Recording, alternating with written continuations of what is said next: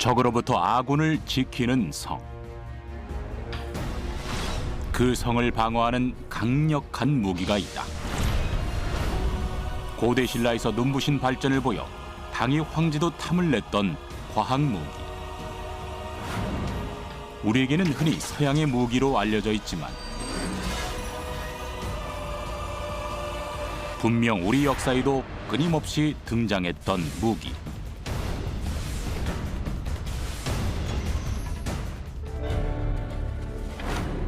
소원은 멋과 예법보다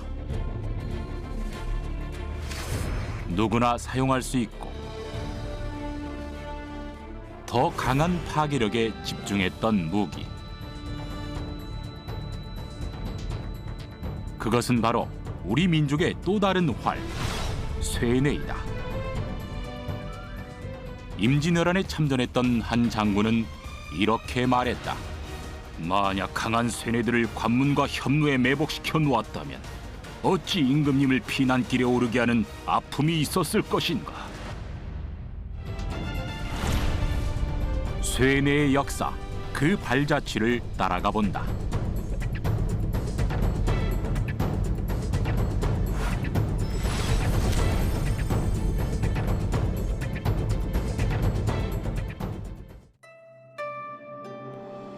수원화성.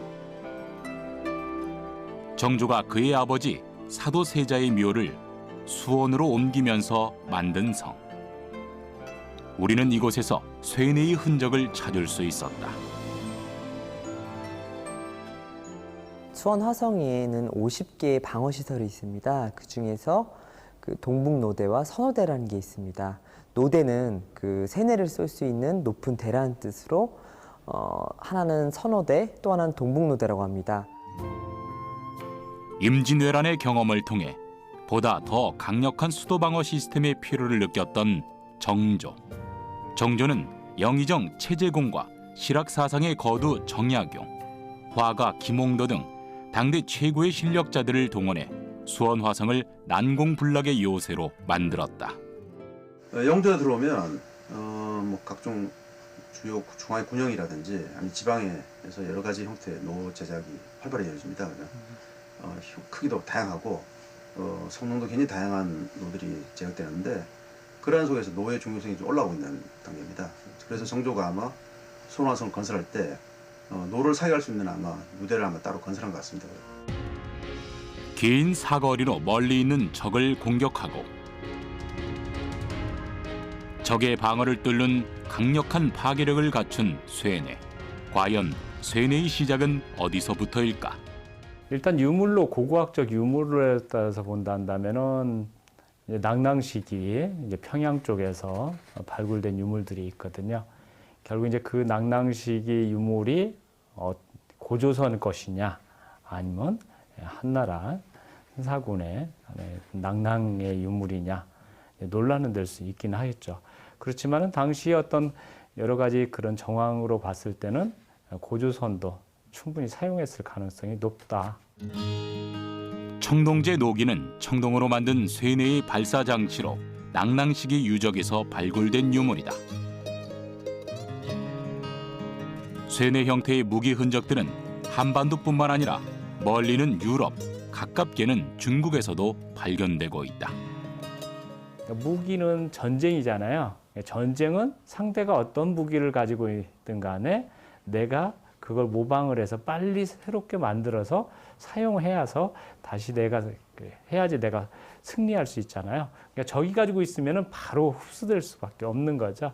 그러니까 어디가 먼저 시작됐다라고 하는 것을 추정하기가 쉽지는 않다라고 보여져요.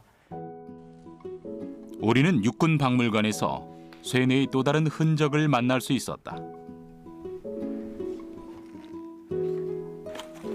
우리에게 쇠뇌에 얽힌 많은 이야기를 전해줄 중요한 유물.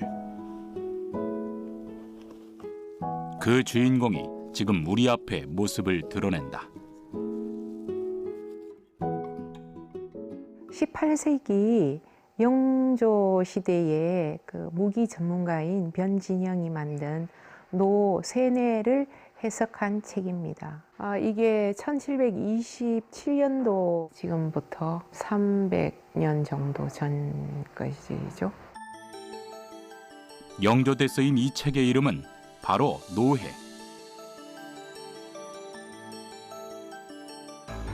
쇠뇌 사용의 장점부터 노기를 비롯한 쇠뇌 제작법, 그리고 쇠뇌 기원에 대한 내용을 담고 있다.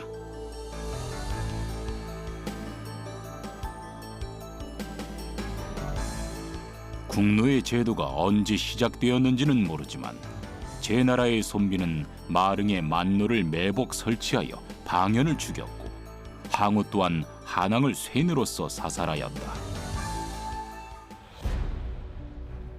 그렇다면 변진영은 어떤 이유로 이 책을 쓰게 되었을까? 왜군의 침입으로 조선의 전 국토가 불타던 1592년 충청남도 금산에서는 조헌이 이끄는 700의병과 왜군의 전투가 벌어진다.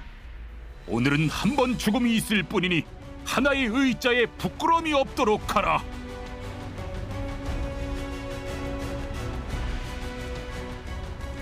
중과 부적의 상황에서도 적의 진격을 3번이나 막아낸 조헌과 700의병. 이미 화살이 다 떨어진 부하들이 조헌에게 빠져나가기를 청하자 조헌이 말하기를 대장부가 죽으면 그만이지 구차스럽게 살 수는 없다.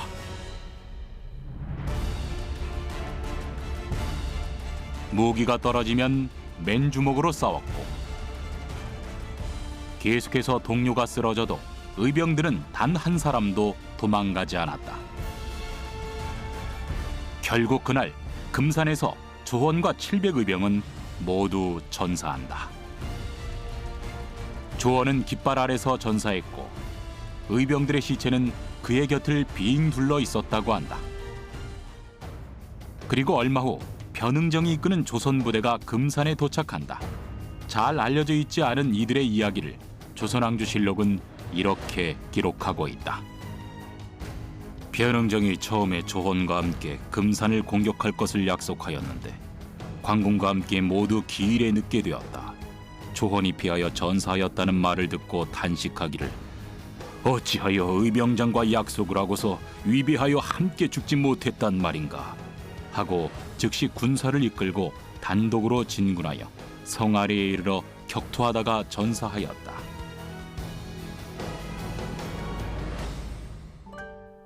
노해의 저자 변진영. 그는 임진왜란 때 순절한 변흥정의 증손이다. 책 서문에 밝힌 그의 말을 들어보자. 나의 선조께서는 전라우수사로서 금산 전투에서 순절하셨다. 그분은 전투에 임하던 날 만약 강한 쇠뇌들을 관문과 협내에 매복시켜 놓았다면 어찌 임금님을 피난길에 오르게 하는 아픔이 있었을까? 라는 말씀을 하셨다고 한다. 국가로 보아서는 100년의 원수가 있고 가문으로 보아서는 9천의 원한이 있어 나는 살아오는 동안 항상 마음을 쇠뇌 만들기에 두어왔다. 또한 변진영은 우리 민족의 쇠뇌에 대해 이렇게 언급한다. 우리나라에 이르면 신라 고구려 시대에 김유신이 연노의 전법으로 고구려 10만의 군사를 격파하여 전승을 거둔 예가 있다. 여기서 하나 주목할 부분이 있다. 바로 신라의 쇠뇌 기술에 대한 것. 삼국사기에도 쇠뇌에 대한 기록을 볼 수 있는데 669년 당은 신라의 쇠뇌 기술자 구진천을 데려가 쇠뇌를 만들게 한다. 하지만 당의 황제는 구진천이 만든 쇠뇌를 마음에 들어 하지 않았는데 내가 듣기로는 너희의 쇠뇌는 1,000보를 나간다고 하는데 지금 네가 만든 것은 30보밖에 나가지 않으니 어찌된 일이냐? 제목이 좋지 못하기 때문입니다. 만약 신라에서 나무를 가져온다면 만들 수 있습니다. 이에 황제는 나무를 구해와 구진천에게 다시 만들게 했는데 60보밖에 나가지 않았다. 그 이유를 묻자 신도 이유를 모르겠습니다. 아마도 나무가 바다를 건너는 동안에 습기가 스며들었기 때문이 아닌가 합니다. 황제는 구진천이 일부러 그런다고 생각해 위협했지만 구진천은 끝내 쇠뇌 기술을 당해 넘기지 않았다. 가장 구석에 있으면서 조그만 나라가 삼국을 통일하고 나당 전투까지 치룬 것을 보면 우리는 보통 화랑도의 그 업적이라고 보는데 화랑도 외에도 그렇게 좋은 무기들을 가지고 있었지 않았나라고 생각합니다. 그전만 해도 이 신라가 기병의 불길을 완전히 저지하기에는 한계가 있었는데 그걸 충분히 저지할 수 있는 무기이기 때문에 통일에 숨겨진 주역이었다 볼 수는 있겠죠. 우리 민족의 뛰어난 쇠뇌 기술은 고려사에도 등장한다. 고려 정종 6년 서면 병마 도감사 박원작이 수질 구국로를 만들어 바쳤는데 아주 신비하고 교묘하였다. 왕이 동서 국경을 지키는 군영에 만들어 설치하도록 명령하였다. 아마 수질이라고 하니까 뭐 굉장히 화려하지 않았을까 하는 생각이 먼저 떠오르고 또 9개의 궁을 연결해서 썼다라고 하면은 굉장히 멀리까지 보낼 수 있는 아주 멀리까지 보낼 수 있는 그런 쇠뇌였는가라는 생각이 들고 수질구국로는 이제 기본적으로 이제 수질로를 여러 개를 이제 합쳐놓은 것으로 저는 봐요. 그래서 보통 이제 수질로라고 또 얘기가 있는데 이제 그런 부분들을 9개 정도의 수질로를 이제 쭉 병렬화시켜서 순차적으로 사격이 가능하게끔 하면은 적은 이제 연속적으로 화살을 이제 받는 형태가 되니까 이제 그 살상 효과가 커진다라고 할 수가 있겠죠. 1069년 음력 10월 북쪽 교회에서 수질 구국로의 사격을 훈련하다. 1076년 음력 9월 해당 관청이 남쪽 교회에서 수질 구국로의 사격 훈련을 건의하다. 수질 구국로가 상당히 이제 어렵죠. 그 이름밖에 나와 있는 게 없고 아무런 이 근거가 없습니다. 다만 그것이 항상 교외에서 사용을 했다라는 기록이 있습니다. 그러니까 서쪽 교회를 나가서 남쪽 교회에 나가서 이렇게 썼다는 얘기죠. 그러니까 쉽게 얘기하면 성 안에서는 무슨 쏠 수 없는 사정이 있었다. 저는 그게 뭐 굉장한 사거리를 가졌던가 아니면 엄청난 파괴력을 가졌던가 뭐 그런 이유로 밖에 나가서 연습을 해야 할 만한 사정이 있다라고 얘기를 한다면 그게 9개의 활을 갖춘 쇠뇌다라고 이렇게 생각을 하는 거죠. 과연 수질 구국로는 어떤 형태였을까? 여러 개를 합친 모습, 아니면 가로로 늘어놓은 모습, 어쩌면 세로로 연결해 파괴력을 강하게 만든 모습일지도 모른다. 현재 쇠뇌 중 일부는 문헌들을 통해 그 모습을 복원해 놓았다. 현재의 모습을 드러낸 역사 속 무기 쇠뇌를 만나보자.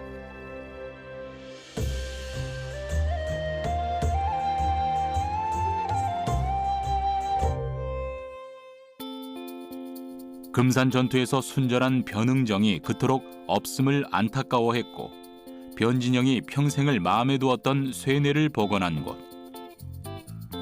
이곳에서 우리는 전통 쇠뇌를 만날 수 있었다. 선생님 이건 뭔가요? 예, 이거는 순옥이라고 하는 쇠뇌입니다. 순옥이 예, 어떤 쇠뇌인가요? 연속으로 화살을 발사시킬 수 있는 그런 무기예요. 이거를 앞으로 당겼다가 걸린 다음에 뒤로 제치면서 연속으로 화살이 발사가 되는 겁니다. 순옥이는 발사 속도를 높인 쇠뇌로 연속으로 발사되며 부녀자도 쉽게 사용할 수 있어 부인노라고도 불린다.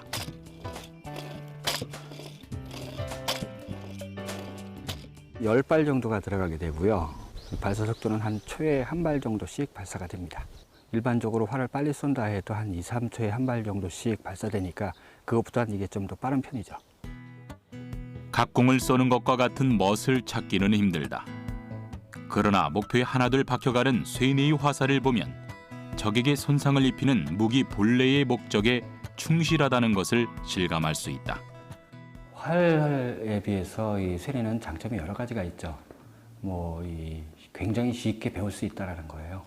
그런가 하면은 굉장히 먼 거리를 보낼 수도 있고, 동시에 여러 발을 쏠 수도 있고, 그다음에 연속해서 발사를 할 수도 있고, 이런 활이 갖지 못한 여러 가지 장점들을 가지고 있는 게 이 쇠뇌입니다.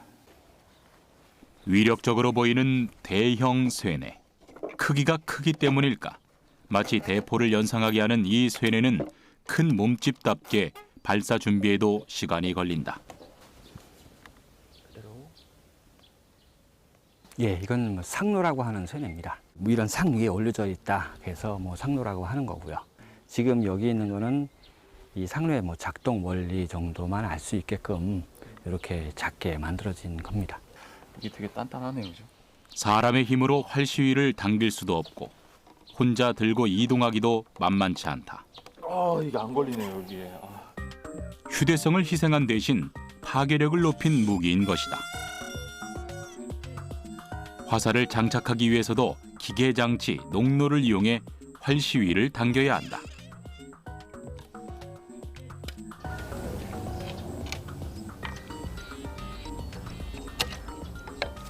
장착되는 화살 역시 쇠뇌의 크기만큼이나 큰데 과연 파괴력은 어느 정도일까?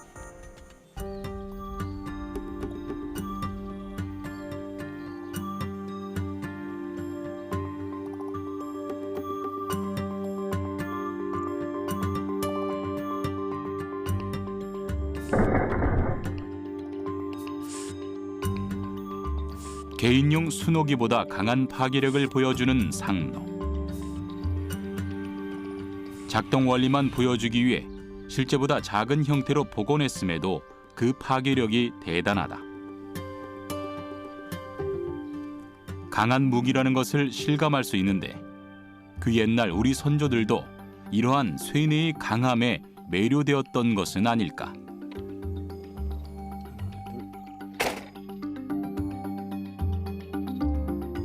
그렇게 먼 거리는 아니지만 상로는 꽤 정확한 모습을 보여주었다.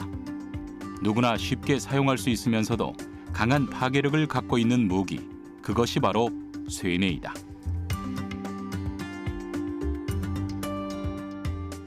원래 상로에 비하면 굉장히 힘이 많이 약하긴 한데 그래도 일반 활이나 이런 거에 비해서는 훨씬 강력하죠. 그렇다면 파괴력이 강한 개인용 쇠뇌는 무엇이 있을까? 바로 걸장로, 두 다리 힘을 이용하는 쇠뇌이다. 이게 지금 걸장로라고 하는 쇠뇌고요. 시위를 당겨 거는 것이 이 발로 이제 밟아서 걸 수 있다. 이래서 이제 걸장로라고 하는 겁니다. 예, 원칙적으로는 이렇게 앉아서요. 예, 조금 더 정확하게 하려고 그러면 등에 걸어서 이 쇠갈고리를 걸어줘야 됩니다. 그리고는 여기서부터 이렇게 해서 쭉 당겨서 이렇게 걸었을 때 이걸 걸장로라고 하죠. 직제학 서우가 100근 강로를 만들어 바치자 전교하기를 다시 200근을 만들라 하매 200근의 강로와 극적궁 각각 하나의 화살을 갖추어 감독해 만들어서 바쳤다. 쇠뇌 힘의 색이 200근, 이것이 개인용 쇠뇌의 한계선일까? 두 다리가 낼 수 있는 최대 힘을 통해 걸장로가 낼 수 있는 힘의 세기를 추측해 보기로 했다. 과연 두 다리의 힘은 어떻게 측정할까? 자신이 이제 평소에 들 수 있는 중량의 80% 정도를 처음에 놓고 시작을 하게 되는데요. 중량을 더해서 최대한 할 수 있는 만큼 하는데 그 횟수가 이제 3번에서 4번이 되게 되면은 저희 중단을 하고 이제 그 값을 통해서 이제 최대 근력을 유추할 수 있습니다.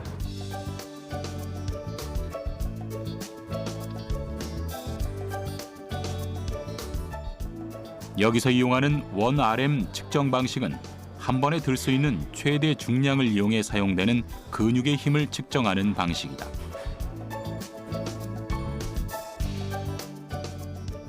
먼저 활을 쏘는 상황을 가정해 한 팔의 최대 힘을 측정해 보았다.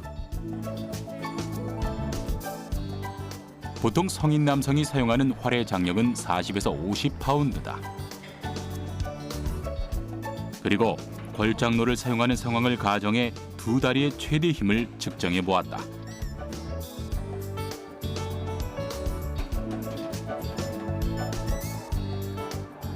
과연 측정 결과는 어느 정도일까?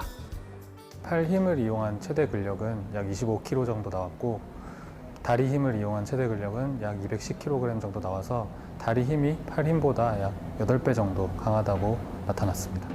두 다리 최대 힘의 대략적인 수치 210kg, 환산하면 462파운드, 349근에 해당한다. 다양한 관절을 이용해서 또 큰 근육을 이용한 다리 힘을 축적하고 있는 세뇌이기 때문에 일반적인 활보다는 더 큰 힘을 가지고 있었을 것으로 생각됩니다. 다양한 기계 장치와 기술을 보여준 쇠뇌. 그렇다면 쇠뇌는 공격과 방어 어느 쪽에 어울리는 무기일까?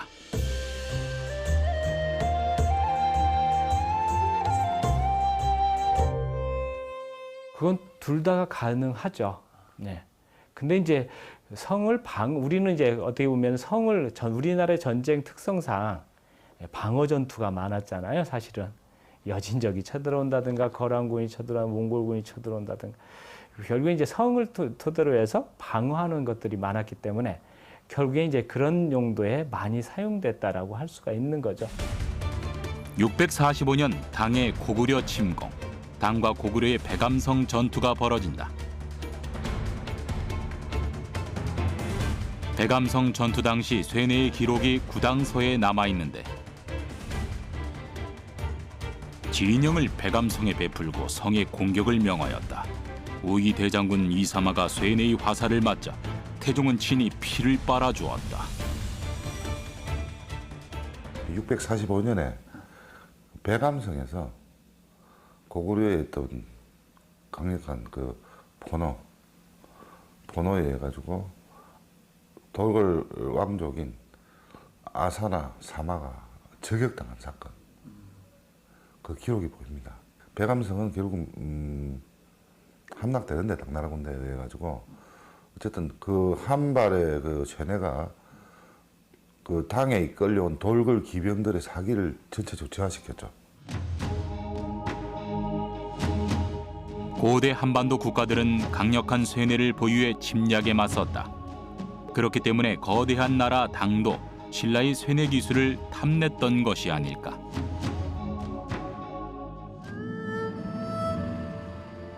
조선시대 세종 역시 쇠뇌에 많은 관심을 보였는데 조선왕조실록을 통해 쇠뇌에 대한 세종의 생각을 엿볼 수 있었다.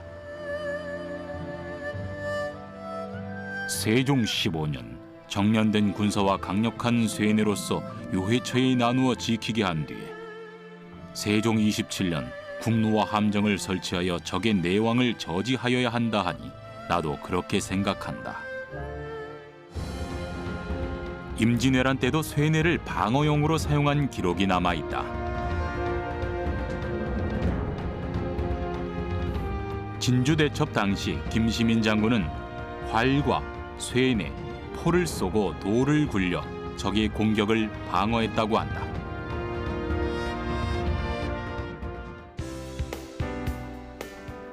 쇠뇌를 보다 본격적으로 성의 방어에 사용했던 흔적은 조선시대 수원 화성에서 찾아볼 수 있는데 동북노대는 쇠뇌를 쏘기 위해 높게 지은 것으로 창녕문과 동북 공신돈의 중간에 위치하고 있다.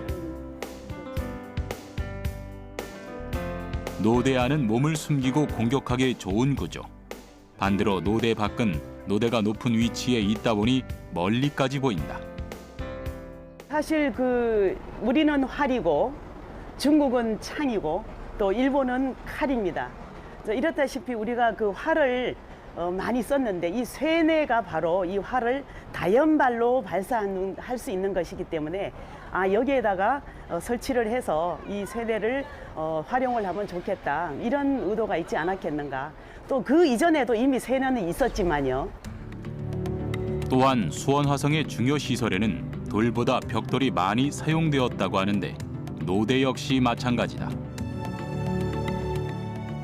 이 중요한 시설이 적의 공격을 받아서 무너졌다. 그럴 때에는 빨리 복구를 해야 됩니다. 돌은 무겁기 때문에 쌓아 올릴 때 힘이 들어서 시간이 오래 걸리지만 이 벽돌은 많이 구워 놓기만 하면 쌓아 올리는 것은 시간이 단축이 됩니다. 그래서 중요시설물은 이렇게 벽돌을 썼고요. 이 노대 역시 중요시설물이라 이런 벽돌을 주로 썼습니다. 동북노대에서는 임금이 머무는 행궁이 보인다. 또한 저 멀리 선호대가 직선으로 보여 동북노대에서 보내는 신호를 주고받는다. 선호대, 수원화성에서 가장 높은 곳에 지어진 팔각형 노대. 쇠뇌를 이용해 지휘시설인 서장대를 보호하고 외부 감시 역할을 한다. 화성성의 의계에 따르면 무비지에는 그러한 모양으로 있었지만 여기는 그 조건에 따라서 조금 변형을 해서 우리 실정에 맞춰서 우리 것으로 만들었습니다. 무비지는 중국 명대의 병서로 수원화성 건축에 영향을 준 책이다. 무비지의 노대는 육각형이지만 수원화성의 노대는 팔각형인데 이유는 무엇일까?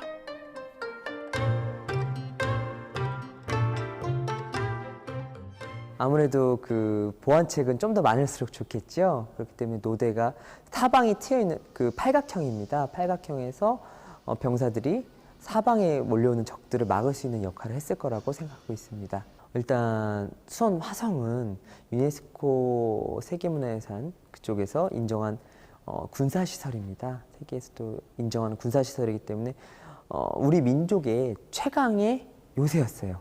특히 이제 선호대 같은 경우에는 군사를 지휘하는 장수 그리고 또 정조대왕을 지키기 위한 서장대를 지키기 위해서 선호대가 존재했고 동북노대 역시 창녕문 옆에서 이제 적들을 막기 위해서 꼭 필요한 성곽의 건축물 중에 하나였습니다.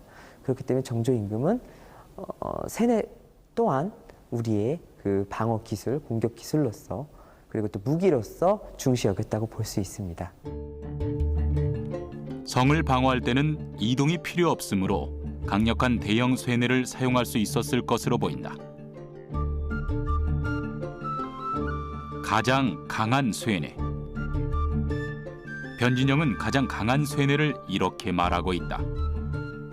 쇠뇌 중 가장 강한 것을 강노라고 하며 그 세기가 천균이고 화살 10대를 장전하며 수송하는 데 사용하면 그 힘이 천보고리의 튼튼한 갑옷을 뚫을 수 있다. 여기서 천균이란 어느 정도의 세기를 말할까? 1균은 30건을 뜻하며 한 근이 0.6kg일 때 천균은 18,000kg, 즉 18톤의 세기를 말하는 것이다.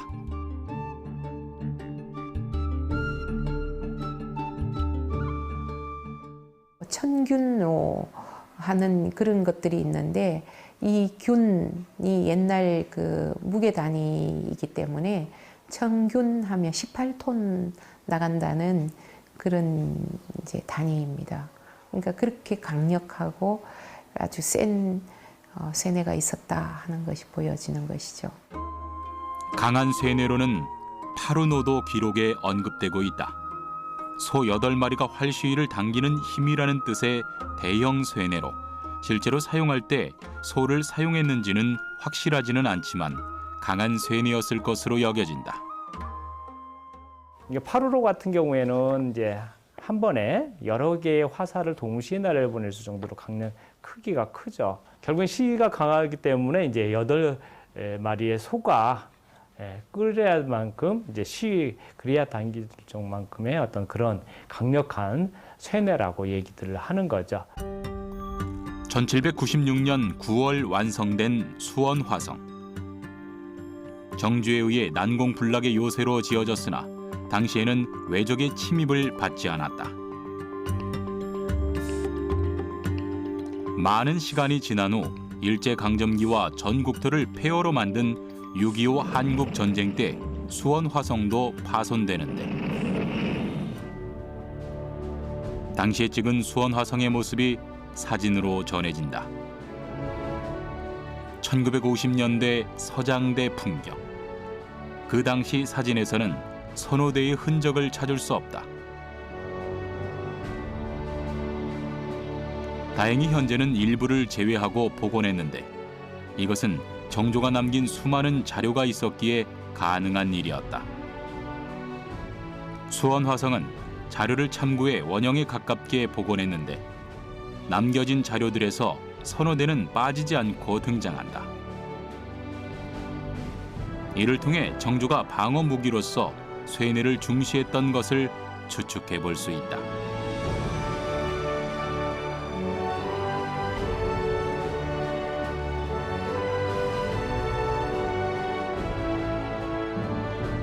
수원화성 축성에 참여했던 정약용도 목민심서에서 쇠뇌의 중요성을 언급한다.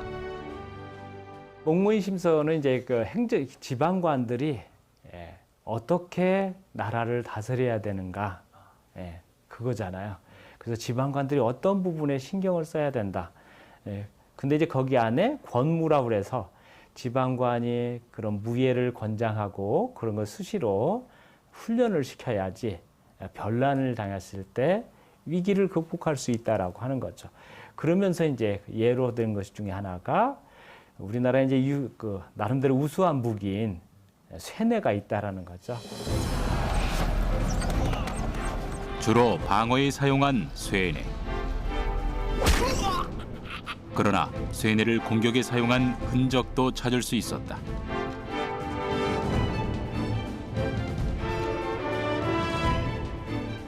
조선 영조 때 이익이 쓴 성호사설을 보면 공격에 사용한 소형 쇠뇌가 언급된다. 노중양제, 쇠뇌로 수양제를 마치다라는 제목의 글로 비록 정사에 기록되지는 못했지만 고구려 암살자가 쇠뇌로 수양제를 암살하려 했던 사건을 담고 있다.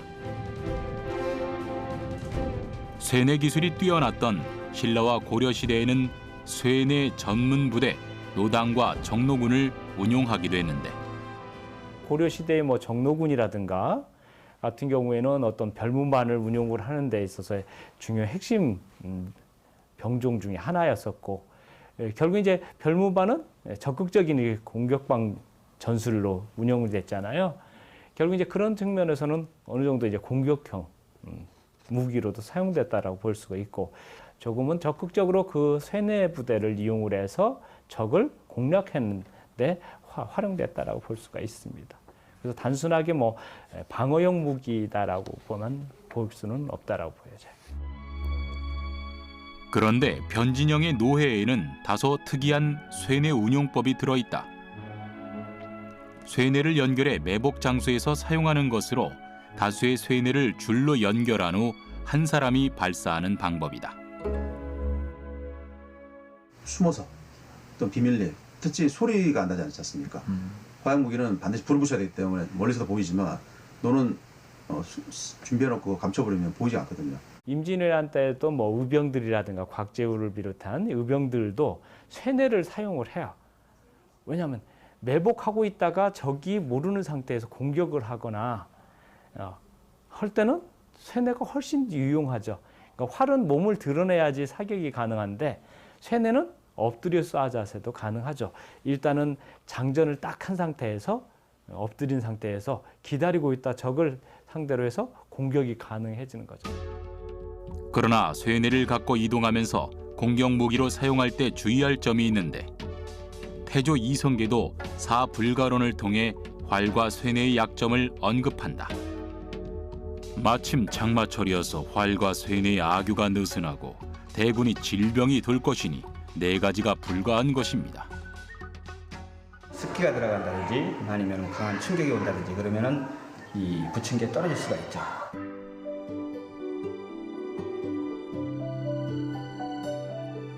그래서일까?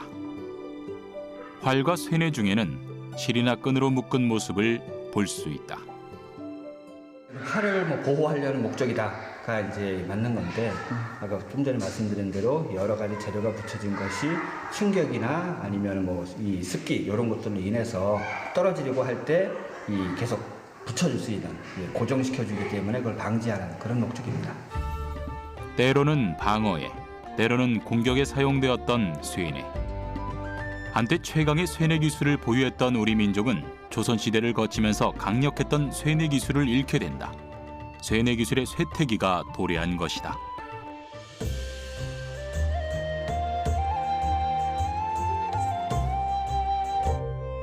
사실 조선시대가 쇠뇌가 가장 쇠퇴했던 시기 중에 하나이기는 합니다. 왜 그러냐면은 그 대형의 쇠뇌들, 그다음에 일반 그 쇠뇌의 장점을 갖춘 것들이 화약 무기와 너무나도 비슷해요. 그렇기 때문에 한동안 이 쇠퇴기를 맞이하게 되죠. 대신 이제 기결이다 보니까 많은 걸 이렇게 제작 펼쳐놓기 어려운 경우도 좀 있고, 물론 뭐 작은 수노 같은 게 있습니다만 이 대형노는 대량 제작하기가 좀 비용이 많이 들겠죠. 그래서 그 화약 무기가 실제 등장하면서 일반 활이라든지 노의 상당히 많은 부분을 대체해버립니다. 화약을 사용하는 무기의 등장. 새로운 과학기술이 적용된 무기의 등장은 쇠뇌의 필연적인 퇴장을 불러왔다. 그러나 쇠뇌는 완전히 사라지지 않고 조선 후기까지도 우리 군사무기의 한 부분을 차지한다. 쇠뇌와 관련된 또 다른 책.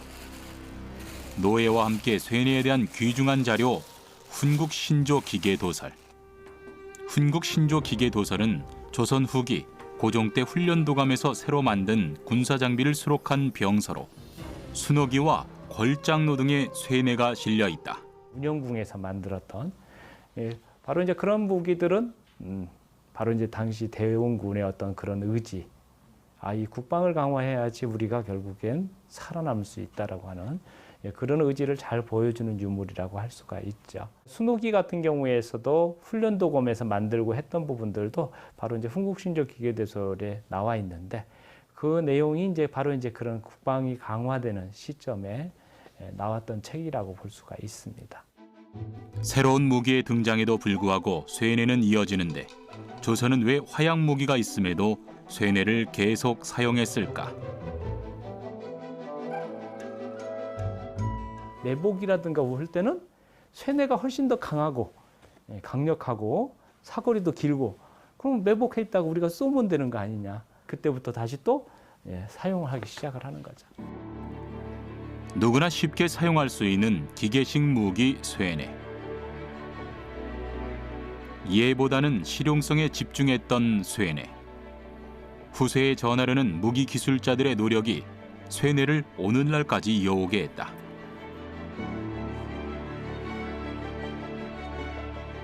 쇠뇌에 대해 많은 것을 알려준 책 노해와 훈국신조 기계도설.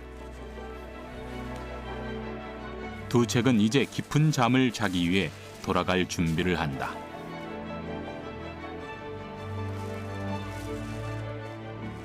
우리 유물을 좀 더 오래 보존하기 위해서 그 공개 접촉 이런 거를 막기 위해서 그 중성지로 포장을 하고 그 보관하기 위한 작업을 하고 있는 중입니다. 중성지로 모습이 가려지는 책들. 다른 것이 아닌 중성지를 사용하는 이유는 무엇일까?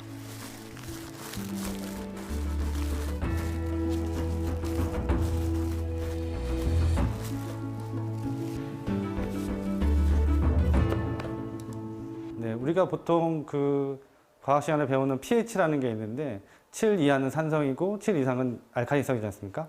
그 7 이하의 산성에 있었을 때는 종이 같은 경우들이 그 열화가 됩니다. 그래서 그런 거를 방지하는, 그리고 그런 산성이 없는 종이가 중성지가 되겠습니다. 공기와 함께 문화재 보관에서 가장 피해야 할 것은 물이다. 습도가 높으면 문화재에 손상이 올 수 있기 때문이다.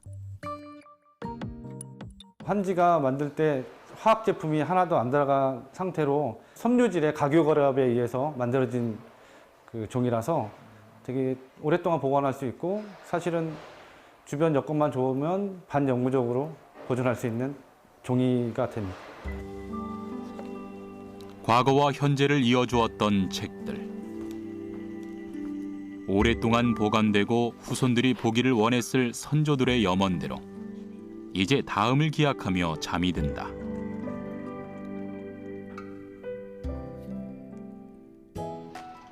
전통 쇠뇌와의 만남을 뒤로하고 새로운 쇠뇌를 만나보았다. 현대기술과 신소재로 재탄생한 쇠뇌.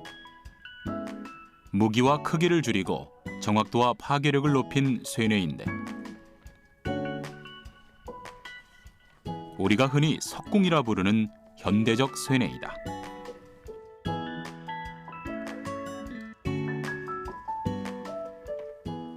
인명구조용으로 소방서에서 사용하기도 하고 또 특수부대에서 군부대에서 이제 사용하기도 하고 구제용으로는 이제 그 고층 건물에서 화재 시 탈출이라든가 사람이 물에 빠졌을 때 그 밧줄을 보내줘야 되는데 밧줄을 끌고 이 층층이 올라갈 수가 없으니까 화살 뒤에다가 이제 낚싯줄이라든지 아니면 나이롱사를 묶어서 쏴버립니다.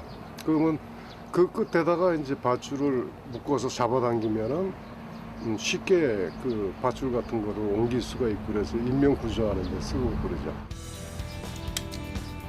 보다 발전된 현대 기술로 만들어진 쇠뇌를 살펴보면 정확도를 높이기 위한 두 장비. 외관에서 가장 눈에 띄는 차이점인 조준경과 개머리판을 볼 수 있다. 두 장비의 존재로 초보자도 작은 목표를 더욱 쉽게 맞출 수 있게 되었다.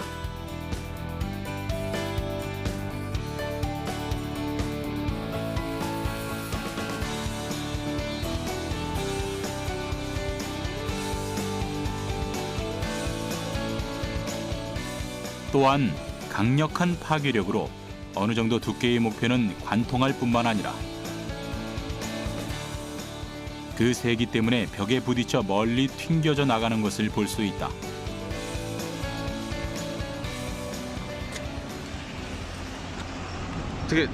어떻게 된 상황인가요? 휘었습니다. 뚫고 나가서 표적판에. 높은 정확도와 강한 파괴력, 많은 시간이 흘렀지만 쇠뇌는 여전히 강력한 무기로서의 존재감을 보여준다. 과거의 화살은 굵기가 약간씩 틀리죠. 굵기나 길이가 틀릴 수도 있고 촉의 무게도 틀리고 그런 것 때문에 정확성에서도 목표물을 맞추는 그 타겟 정확성에서도 떨어지고 파워에서도 큰 차이가 생길 수가 있었는데 현대는 그거를 다 전부 단점을 극복을 했다 이렇게 보시면 돼요. 현을 시라고 하는데 시에서도 좋은 소재, 최신에 개발된 우리나라에서 개발된 방탄소년 같은 소재를 이용을 하기 때문에 이게 늘어나지가 않고 끊어지지가 않습니다. 오늘날 레저 스포츠로도 여겨지는 각궁. 많은 사람들이 각궁을 쏘는 것을 즐기고 있다. 그러나 쇠뇌는 보다 무기와 가깝게 여겨지며 그 위험성 때문에 정부의 허가를 받아야 한다. 이것은 아마도 파괴력이 강한 무기의 숙명이 아닐까. 묵묵히 우리 역사에 그 흔적을 남긴 무기 쇠뇌. 아주 오래전부터 사용된 쇠뇌에는 우리의 혼과 우리의 기술이 담겨 있다. 적의 침입으로부터 우리 민족을 지켜온 무기 쇠뇌. 쇠뇌는 우리 민족의 자랑스러운 활이다.